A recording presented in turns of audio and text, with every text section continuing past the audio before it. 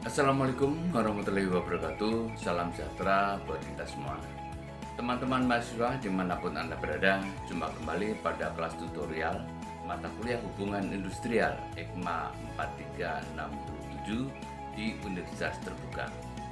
Pada sesi pertemuan keempat ini, kita akan membahas materi negosiasi perjanjian. Pada dasarnya, negosiasi disebut pula sebagai proses interaktif yang dilakukan untuk mencapai persetujuan. Proses ini melibatkan dua orang atau lebih yang memiliki pandangan berbeda, tetapi ingin mencapai beberapa resolusi bersama.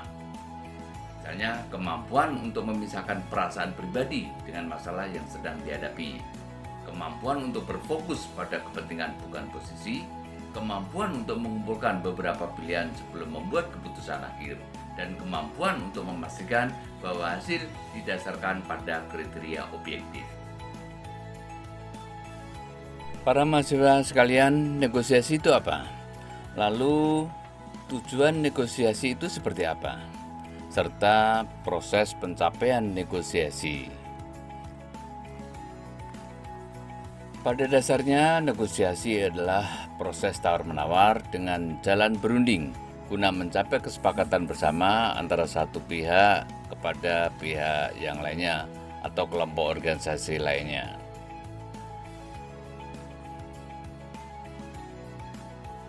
Contohnya, antara pedagang dan pembeli melakukan proses tawar-menawar barang dan menghasilkan sebuah kesepakatan antara keduanya.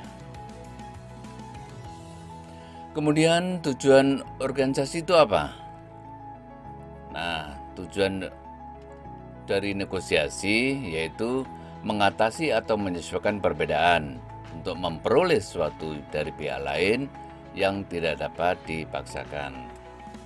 Negosiasi dilakukan untuk mencapai kesepakatan yang dapat diterima kedua belah pihak dalam melakukan transaksi atau menyelesaikan sengketa atau perselisihan pendapat. Nah, bagaimana dengan proses pencapaian negosiasi?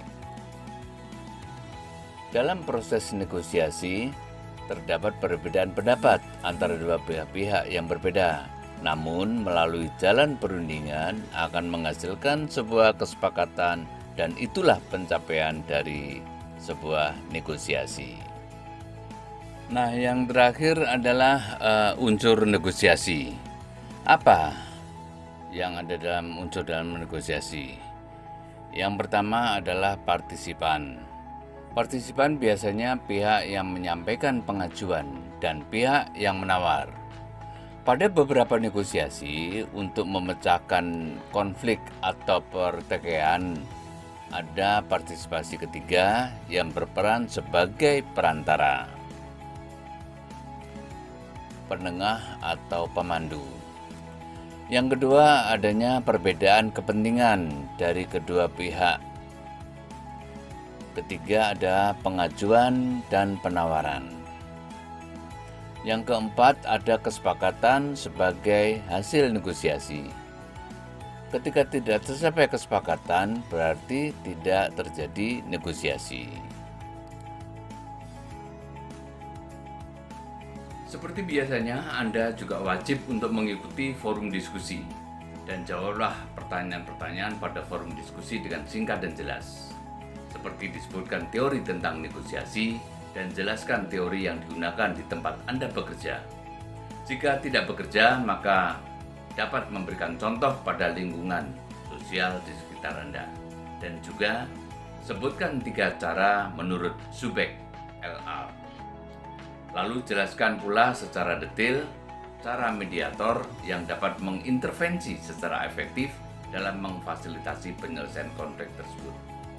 Ingat ya, mahasiswa-mahasiswaku yang keren, semoga jawaban Anda di forum diskusi tersebut harus original dan juga jangan sekali-kali plagiasi dari jawaban temannya ataupun kopas dari buku. Belajarlah dengan jawabannya jujur dari diri Anda sendiri. Semoga nilai rating Anda di forum diskusi Anda semakin tinggi, dan bagi yang sudah tinggi, tolong dipertahankan.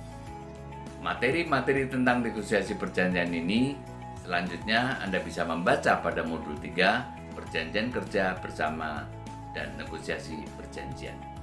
Demikianlah saya berharap Anda untuk terus aktif dalam forum diskusi dan semoga mendapatkan nilai yang tinggi serta ilmu yang bermanfaat. Sampai jumpa pada sesi selanjutnya. Sekian. Wassalamualaikum warahmatullahi wabarakatuh. Salam sehat selalu.